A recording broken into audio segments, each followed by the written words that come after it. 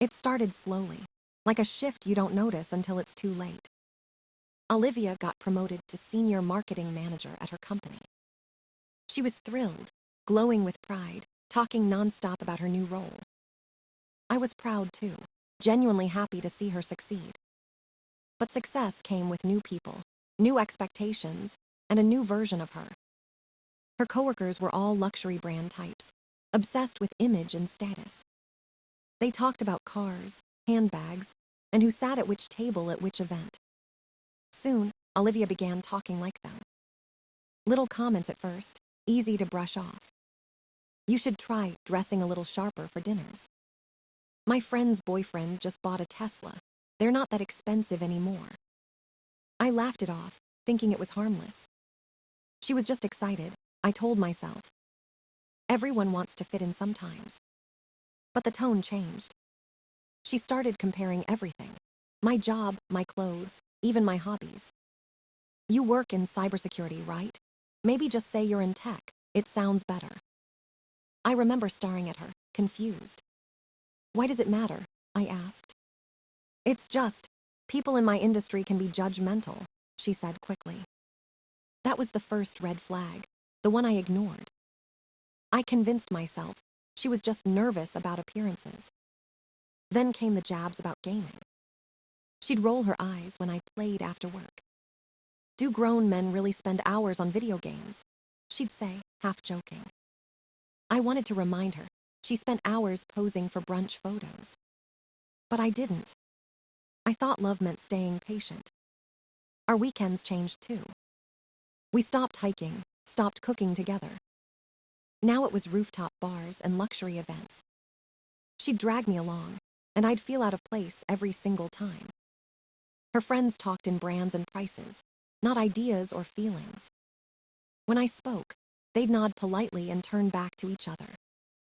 Olivia noticed it, but she never defended me. If anything, she seemed embarrassed. She started to treat my simplicity like a flaw. The car I drove, the shoes I wore, even my choice of beer. It was all too ordinary for her new world. She began to curate her life like an Instagram feed. Every photo perfect, every caption a performance. And I became an accessory that didn't match the aesthetic. One night she said, "You don't have to come to these events anymore." Her tone was gentle, but the message cut deep. It wasn't about me being busy. It was about me being out of place. I realized she was building a version of herself that no longer had space for me. The woman I loved was being replaced by someone who needed validation. Someone who wanted admiration more than affection. Still, I stayed. Because I remembered the girl with coffee on her hands and laughter in her voice. I hoped she'd come back. But the more she climbed up her new world, the further she drifted away. And I stood there, watching, pretending not to notice that I was losing her.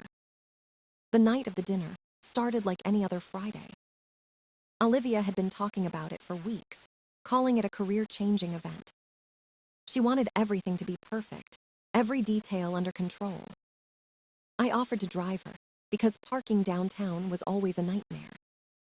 She agreed, saying she'd had a few drinks while getting ready. When she came down from her apartment, I barely recognized her. She looked stunning, like she had stepped out of a magazine cover. Her dress shimmered under the streetlights, her heels impossibly high. Then she saw me standing next to my car. Her smile faded in an instant. "Is that what you're wearing?" she asked, scanning me from head to toe. I looked down at myself. Clean jeans, button-up shirt, simple but neat. "You said casual upscale," I reminded her. "I said upscale," she corrected sharply. I felt a sting in my chest, but said nothing. We drove in silence for most of the ride. She scrolled on her phone, texting rapidly, not looking at me once. I asked about the people we'd meet, the dinner, anything to break the tension.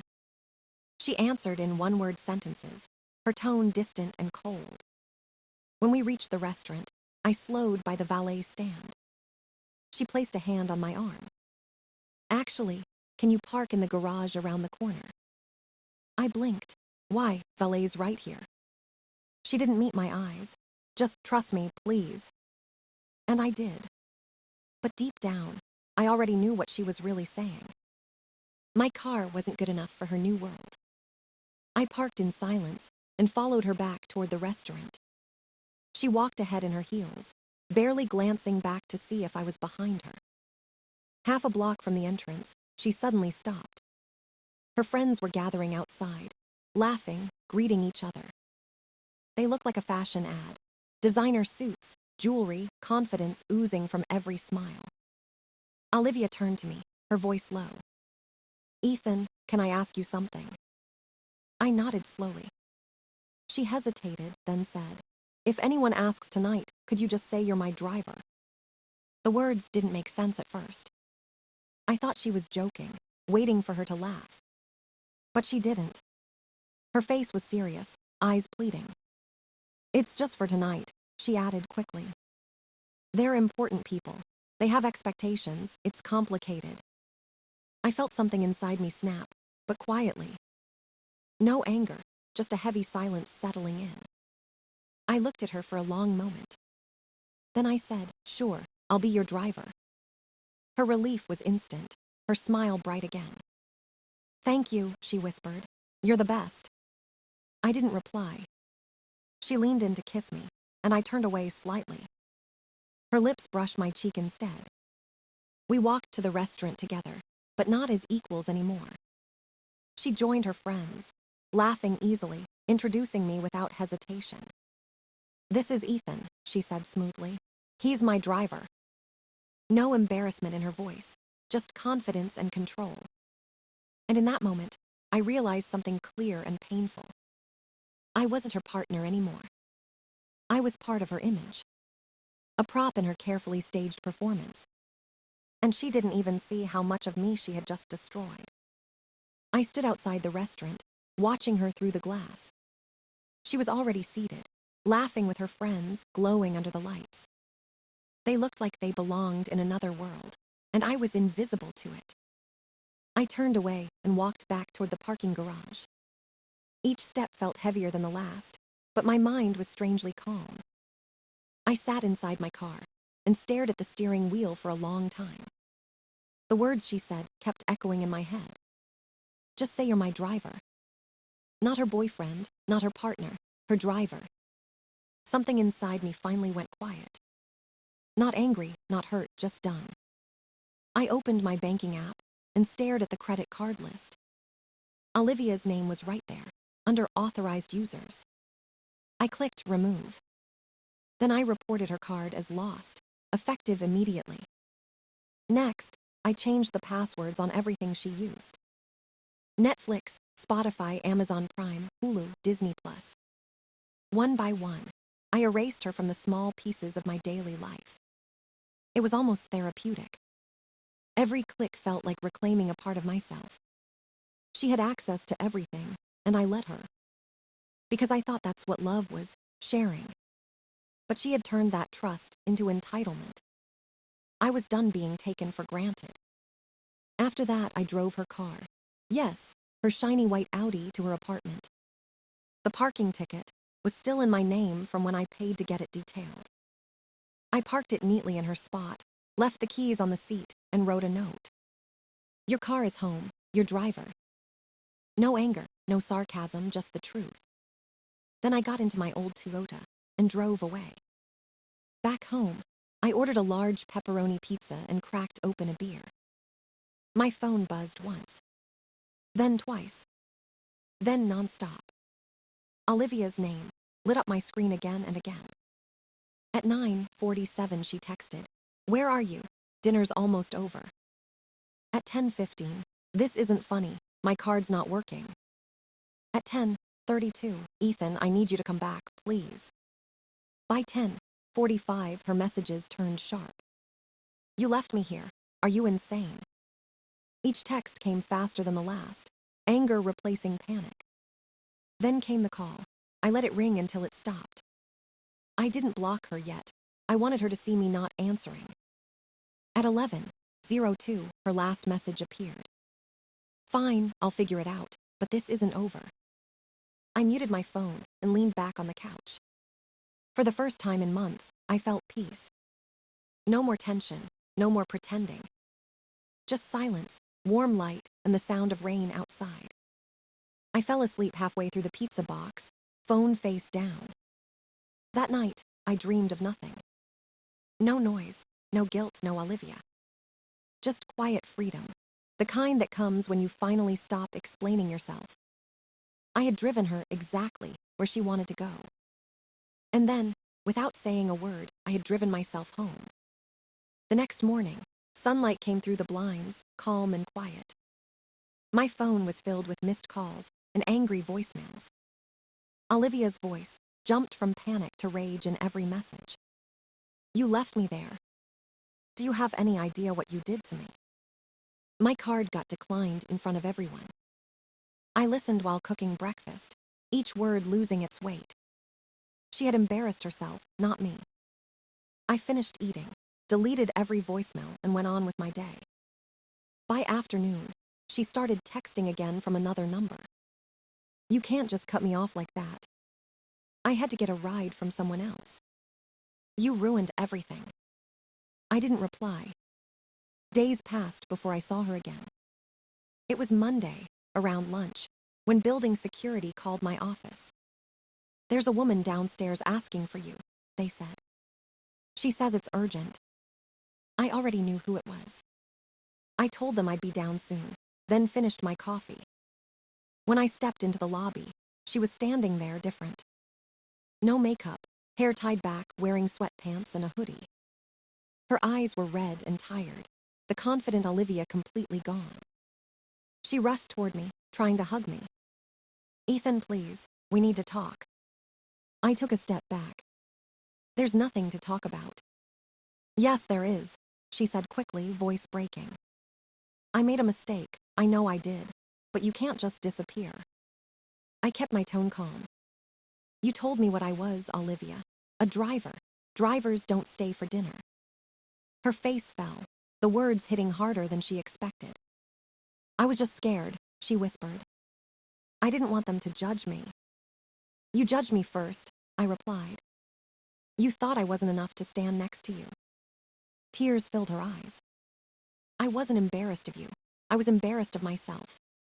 That's not what it looked like from where I stood. Security guards were watching now, ready if things got heated. She tried again, her voice trembling. I can fix this. I'll tell everyone the truth. I'll post about you, anything. You think I care about your posts, I said quietly. The problem isn't what they know. It's that you thought hiding me was okay. She started crying harder, mascara streaks mixing with tears. I loved you, she said between sobs. No, I said. You loved what I gave you, comfort, attention, stability. If you'd loved me, you wouldn't have asked me to pretend I wasn't yours. She covered her face, shaking, trying to find words. What about us? What about everything we built? We didn't build anything, I said softly. I built a relationship. You built an image. Silence hung between us like heavy fog. Finally, I took a breath and stepped back toward the elevator. Goodbye, Olivia. Ethan, please, don't walk away, I can change. I didn't turn around. As the elevator doors closed, her voice echoed down the lobby. I didn't feel anger. I didn't feel joy. Just peace, the kind that comes when you finally stop waiting to be respected. The story didn't end in that lobby, though it should have. A few days later, the fallout began to spread online. Olivia posted cryptic Instagram stories about betrayal and healing. Black and white quotes over sunsets. Captions like, learning who truly stands beside you. Her friends flooded the comments with empty words. You're so strong. His loss. Queen energy. They had no idea what really happened, or maybe they didn't care. They just liked the drama. But gossip travels faster than sympathy. Someone at that dinner had told the real story. The version where Olivia asked her boyfriend to be her driver. The version where she got left behind with a declined credit card. Soon the whispers turned into laughter. My friend Liam, who knew one of her coworkers, called me laughing. "Dude, they're roasting her in their group chat," he said.